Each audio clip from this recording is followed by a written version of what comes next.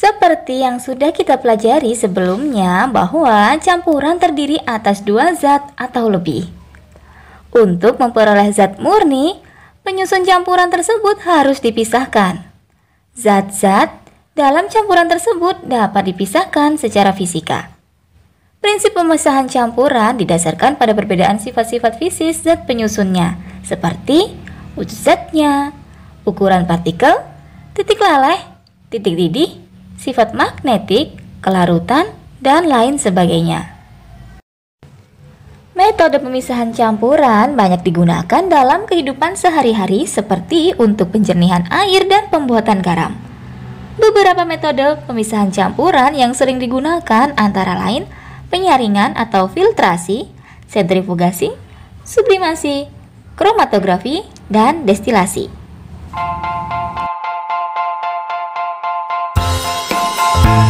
Yang pertama, filtrasi atau penyaringan.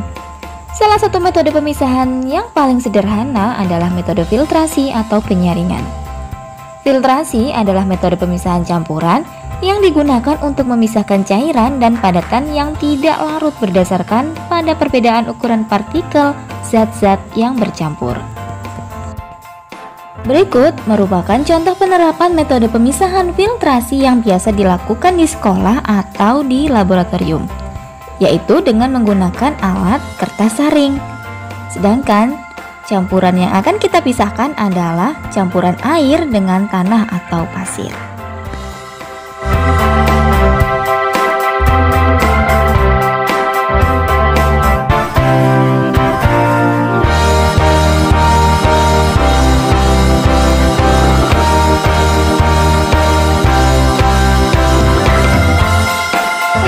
Dilakukan untuk memisahkan zat dari suatu campuran. Prinsip kerja penyaringan didasarkan pada perbedaan ukuran partikel zat-zat yang bercampur, umumnya untuk memisahkan padatan dari cairan. Alat utama yang digunakan dalam penyaringan adalah penyaring dari bahan berpori yang dapat dilalui partikel-partikel kecil, tetapi menahan partikel-partikel yang lebih besar. Contoh penerapan metode pemisahan filtrasi dalam kehidupan sehari-hari diantaranya adalah saat pembuatan teh, menyaring kopi, dan membuat santan kelapa. Yang kedua, sentrifugasi.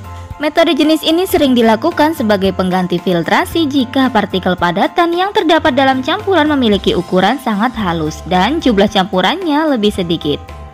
Metode sentrifugasi adalah metode pemisahan campuran zat padat dengan zat padat atau zat cair dengan zat padat dengan memanfaatkan gaya sentrifugal atau dengan cara diputar.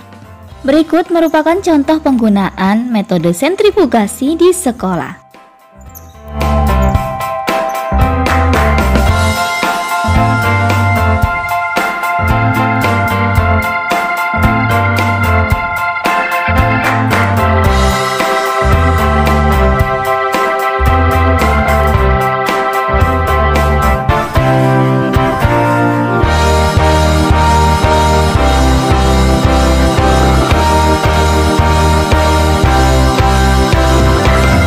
Metode sentrifugasi juga digunakan secara luas untuk memisahkan sel-sel darah merah dan sel-sel darah putih dari plasma darah. Contoh penerapan metode sentrifugasi dalam kehidupan sehari-hari antara lain pemisahan minyak dengan keripik dan proses pengeringan pakaian.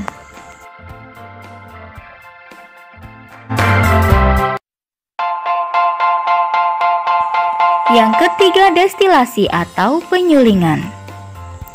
Pemisahan campuran dengan cara destilasi atau penyulingan banyak digunakan dalam kehidupan sehari-hari maupun dalam kegiatan industri. Pemisahan campuran dengan cara penyulingan digunakan untuk memisahkan suatu zat cair dari campurannya.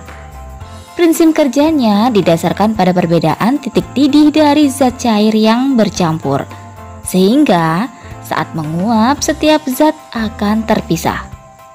Dalam hal ini, zat cair yang memiliki titik didih yang rendah akan menguap terlebih dahulu dan terpisah dari campurannya.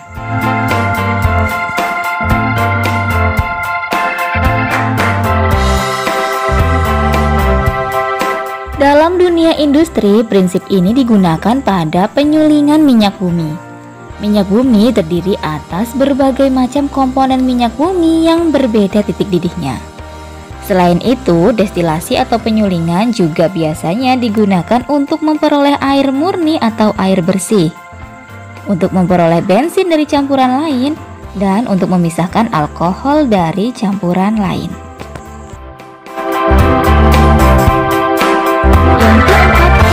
Kromatografi. Kromatografi merupakan metode pemisahan campuran yang didasarkan pada perbedaan kecepatan merambat antara partikel-partikel yang bercampur dalam suatu medium diam ketika dialiri suatu medium gerak. Dalam hal ini, Budi akan mempraktekkan metode kromatografi untuk memisahkan berbagai campuran zat warna. Budi menggunakan kertas kromatografi, yaitu kertas saring.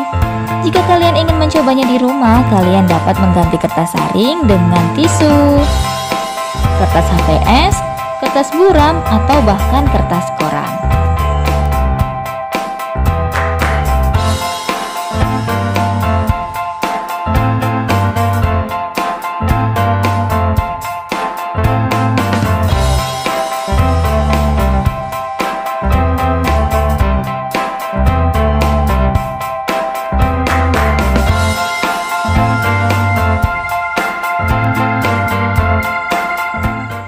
Metode pemisahan dengan cara kromatografi ini digunakan secara luas dalam berbagai kegiatan, di antaranya untuk memisahkan berbagai zat warna, dan tes urin untuk seseorang yang dicurigai menggunakan obat terlarang, atau seorang atlet yang dicurigai menggunakan doping. Contoh lain penerapan metode kromatografi ini juga dapat dilakukan untuk mengidentifikasi kandungan zat tertentu dalam suatu bahan makanan, mengidentifikasi hasil pertanian yang tercemar oleh pestisida, dan masih banyak lagi penggunaan pemisahan campuran dalam kehidupan sehari-hari dengan menggunakan cara kromatografi. Jenis kromatografi yang paling banyak digunakan adalah kromatografi kertas, seperti yang sudah dicontohkan tadi. Jenis kromatografi lain adalah kromatografi lapis tipis dan kromatografi gas. Yang kelima, sublimasi. Sublimasi merupakan metode pemisahan campuran di mana syarat salah satu campurannya harus dapat menyublim.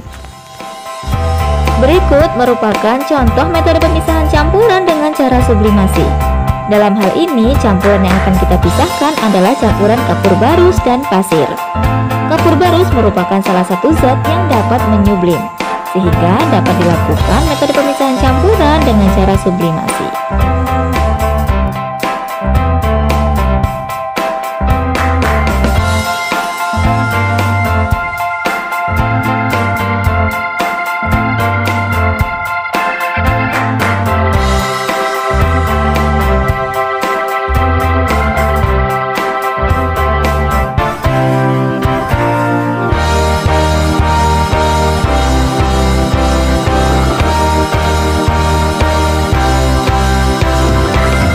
Prinsip kerja metode pemisahan campuran dengan cara sublimasi didasarkan pada campuran zat yang memiliki satu zat yang dapat menyublim, atau perubahan wujud dari padat menjadi gas, sedangkan zat yang lainnya tidak dapat menyublim.